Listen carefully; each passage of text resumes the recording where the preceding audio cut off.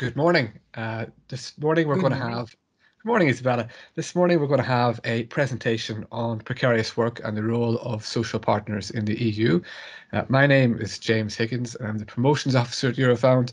I work in the Communications Unit and I'm joined by Isabella Barletta, who's a Research Manager at Working Life and has quite a lot of experience in this area. And we're doing this presentation for CESI, the European Confederation of Independent Trade Unions.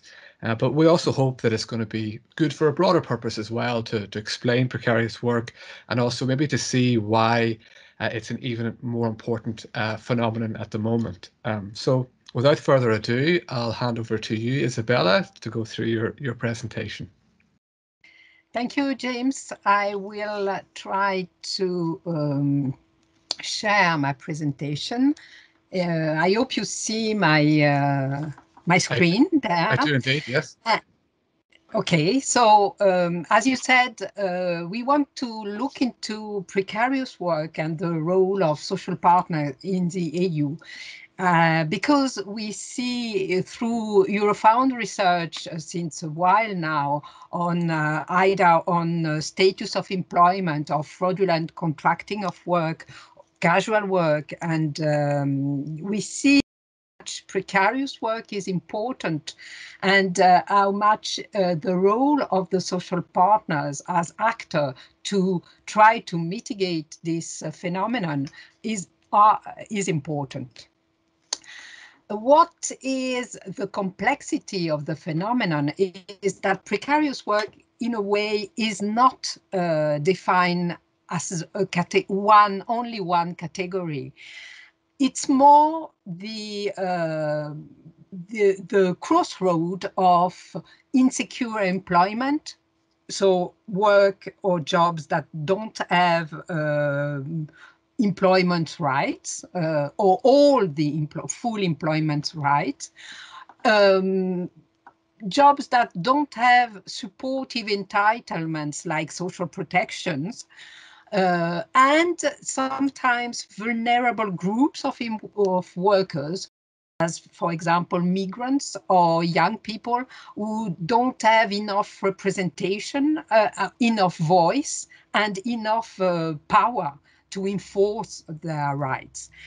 So there is no one category that we can label precarious work.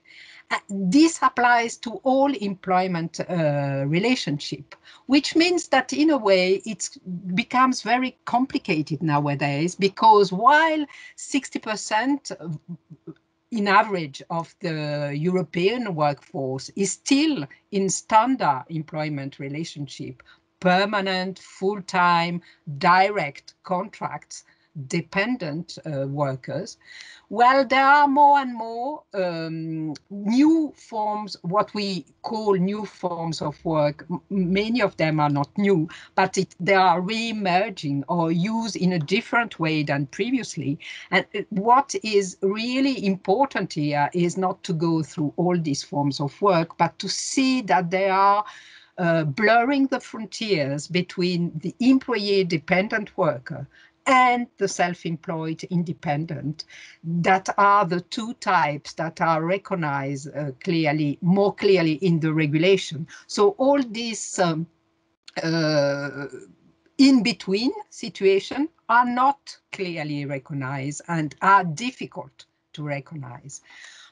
Moreover, we have seen through our research in Eurofound that there is a sort of casualization of the employment relationship, which means that there are more and more situations of employment where the workers are have seen the transfer of business risk on their shoulders. And therefore, they don't have, for most of them, the possibility to react or to address this transfer, like, for example, the bogus self-employment that we have seen developing in many countries and in many situations. On the other hand, companies have in several ways consider that and continue to consider that flexibility in employment relationship is important to address the market needs and the market demands. But we have seen that all this flexibility and casualization have, first of all, a backlash on the standard employees themselves, on the wage negotiation, for example, and they have also some impact on society and especially on social cohesion. What is even more worrying is that the public sector and the private sector are both concerned by this casualization of the workforce. So with some of these impacts on the workforce. And the other aspect is that we have clearly had an illustration on that through the COVID-19 pandemic, where the health situation was so bad or is so bad, and has particularly hit the workers that did not have social protection, either sickness protection, unemployment protection, or other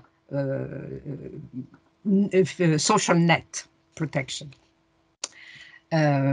Sorry. And the third challenge that we have nowadays is the fact that the union's role is perhaps not well tailored for these precarious workers. We know that unions are organizations that have been created around industries that were well defined at the beginning of their booming.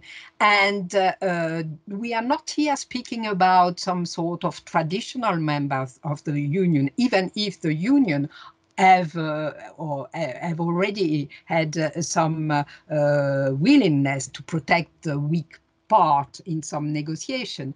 But here we are speaking of some workers that are outside this core membership of the union.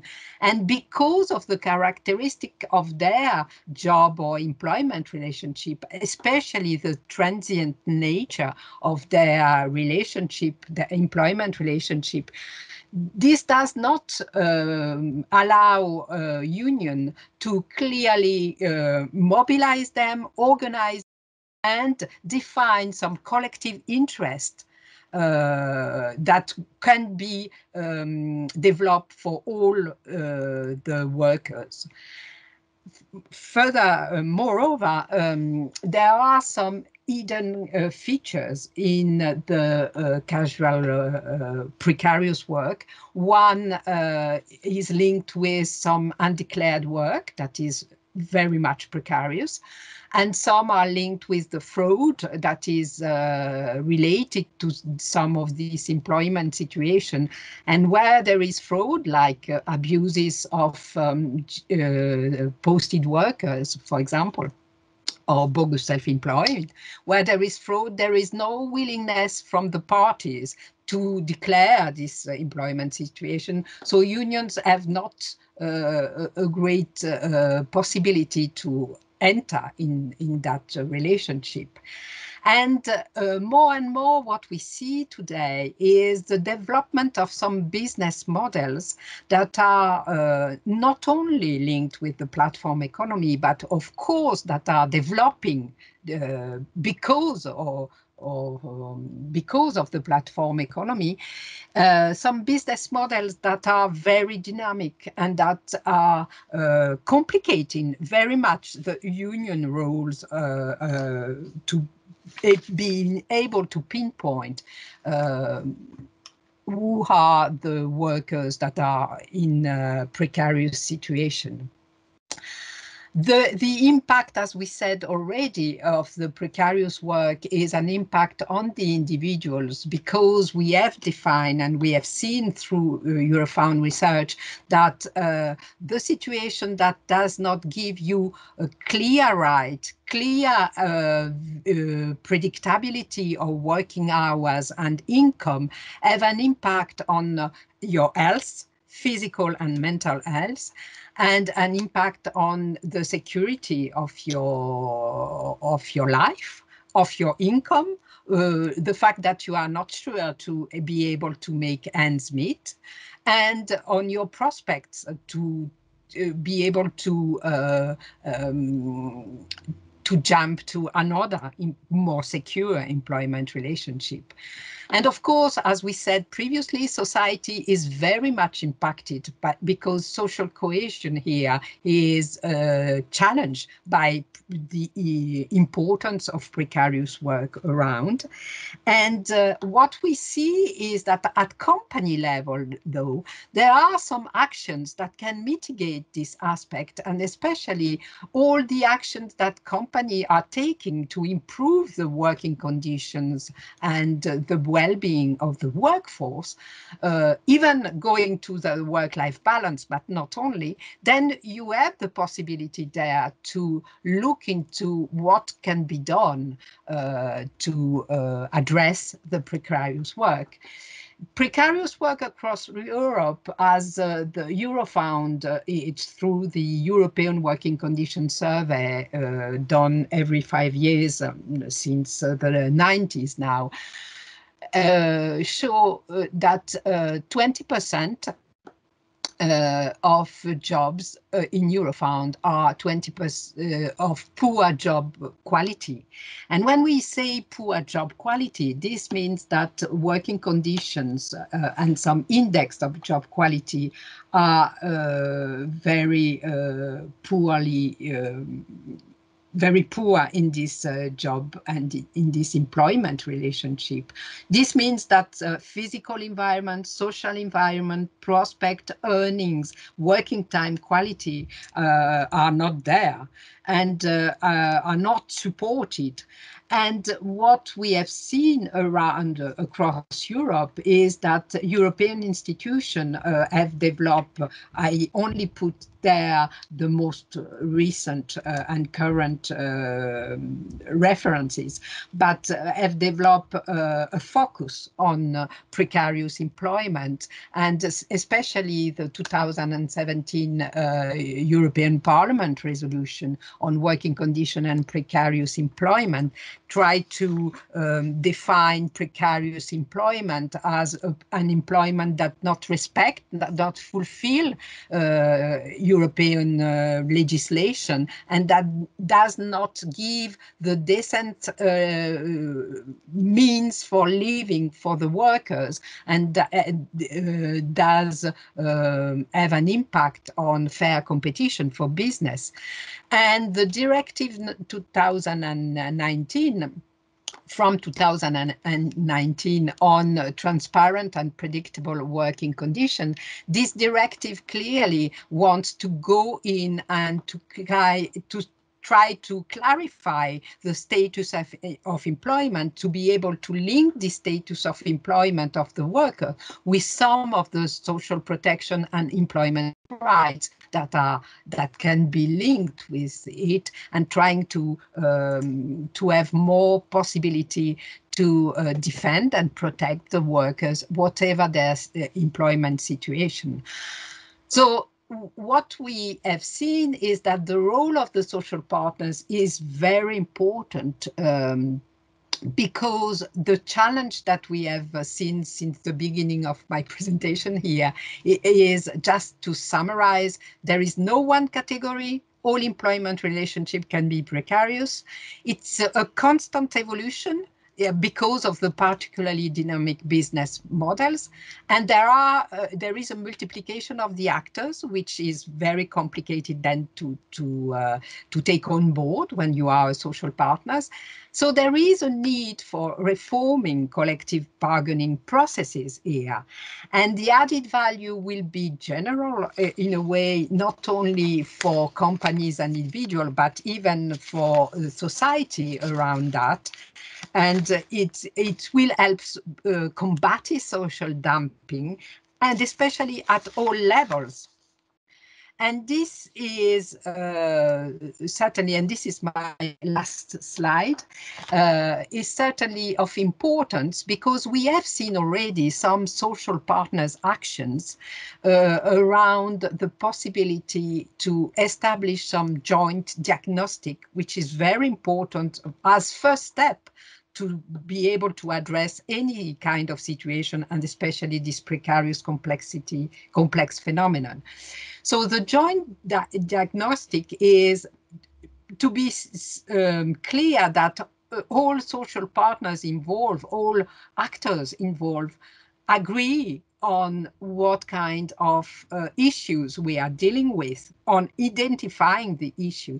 And we have seen that already at European level, when the social partners at European level came together for some of the directive, for example, on part-time, on fixed term, all this directive from the 90s or end of the 90s, 97, 99, have been directive especially draft or published on the basis of European social partners agreement. So it was, in a way, the way to address some sort of discrimination, potential discrimination, or to combat potential discrimination for workers that were not in the standard employment situations. And definitely this European aspect is very important, and we have seen that this part-time directive and fixed-term directive have had an impact at European level on national regulation. Moreover, we can see that collective bargaining is very important here. And we have recently heard about the DG GROW discussion on trying to identify vulnerable self-employed, solo self-employed without employees that can be particularly vulnerable, who DG Employment was speaking about looking into the possibility to offer them collective bargaining rights because they are not, in a way, they are more employees, they are more dependent workers, and this collective bargaining rights will not be in breach of competition regulation. So here we have a discussion nowadays around how to secure more rights and protection for some of the workers that are in precarious situation. Nevertheless, this is very important. We have here a discussion to have about who are the negotiating party if we open the collective bargaining possibilities, but this will be a little bit too much for today. The last part is the fact that social partner action is very important to combat unfair competition. And we have seen it, and we continue to see it through, for example, this year, European campaign for fair work, fair and decent work, that has been launched by the Commission, by ELA, and by the European Undeclared Work platform. And some of the sectors, and especially the construction sector, can show can illustrate the importance to have trade unions and employers' organization both trying to define the guidance rules for the sector itself, to be able to combat undeclared work and to combat fraudulent forms of contracting work, which are the more important source of precarious work. Thank you. Thank you very much, Isabella. I can see that the development of precarious work has massive implications for the overall labour market. If you're able to stop sharing your screen, I can ask you just a couple of questions that I noted down during your presentation. I mean, obviously, we're in the midst of the COVID-19 pandemic in Europe. It's one of the reasons why we're recording this remotely. And a lot of national governments have brought in schemes of financial support, furlough schemes for employees that we maybe put out of work because of the restrictions that have come in.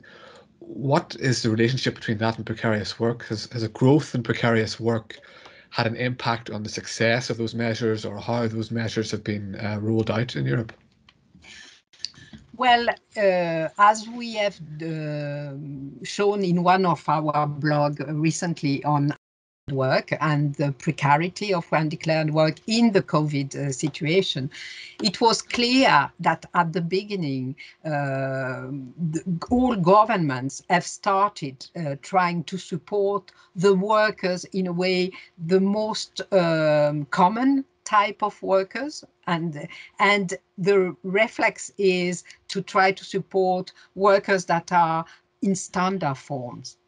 And very clearly at one point in time, and in some countries, unions step in to say, look, we are okay defining support, and as you said, furlough schemes, but furlough schemes apply essentially to employees that are declared, employees that are in some sort of one-to-one relationship and fixed term, but at least on a dependent contract. So all the self-employed that we were speaking about, or even all this very blurred situation in between the employee and the self-employed, were not at the beginning concerned. More and more, national reforms or packages for COVID dimension try to include this population. But because the situation of this population, this employment relationship is so specific, it's very difficult to get all this specific form of employment relationship and to bring them under only one package there. Okay. But government try to do it more and more, but it's a second wave of reform or packages. Okay, second wave. And I noticed as well, I mean, obviously the focus here is on social partners, but you also mentioned the importance of the work of the social partners, in particularly in the 1990s, and their influence on regulations that came out. And I did notice in your presentation as well, you spoke about like a traditional type of member or person that's represented by social partners. When it comes to precarious work, thinking about age, gender, other profiles, is there a profile emerging of a precarious worker, and are there any challenges associated with that for social partners? Well, as we were saying previously, there are characteristics that are very much linked with the type of sector and the type of occupation where these workers that could be considered precarious are in.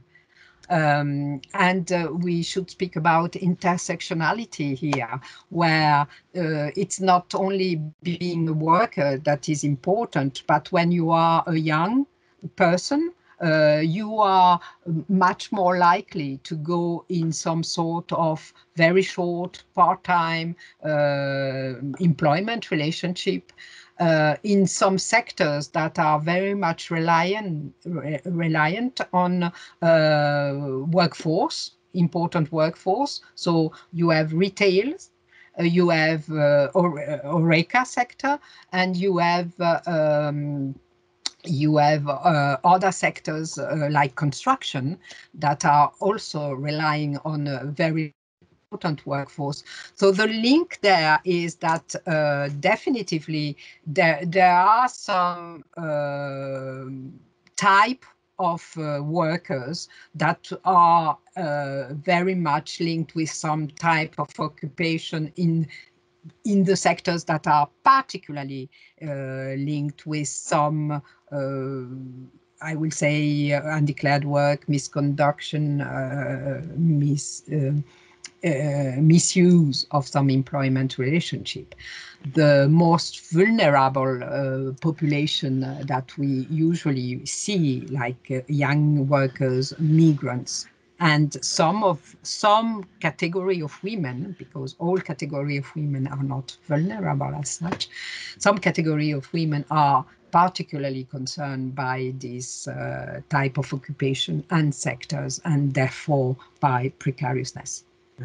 And on that profile of workers within sectors, in your presentation, you mentioned the platform economy, and Eurofound's research this time has also come up with different scenarios for development of the platform economy. Do you think the growth of the platform economy, particularly now at this time where there's a lot of change in the labour market, do you think that growth of the platform economy could have an impact on precarious work in terms of its development in the future? Could it become more commonplace, or is it a way of even tackling precarious work? I think you are right to point out that the platform economy has developed in its representation. We are still not clear that this development end up with so many type of jobs. What is clear is that the platform economy is an illustration for some kind of situation that were already precarious previously. And there will be certainly linked with the fact that some platforms, because as we know, and Eurofound has done work on that, the type of platform is very diverse in a way, and some kind of platform has used and continue to use the technicity and the internet that will allow to make it more rapidly between one situation of employment and another. The fact that the platform economy intervene is not as such creating precariousness. Precariousness is linked with no possibility to have a voice, no possibility to choose your condition. There are people on the platform economy that can choose their condition. Definitively, one of the aspects that I was underlining in my presentation was, if we speak about collective bargaining, at one point for the precarious self-employed, as we can see in some of the platform digital app, for example, like Uber, like Fedora, we can see very clearly there that in a way these people are considered self-employed, but more and more seen as employees. And they have the question about precariousness because they don't get, as we have said, the protection of the employment rules and the social protection. So clearly, if there are development, or if there will be a development of this kind of platform economy, then yes, the precariousness will increase.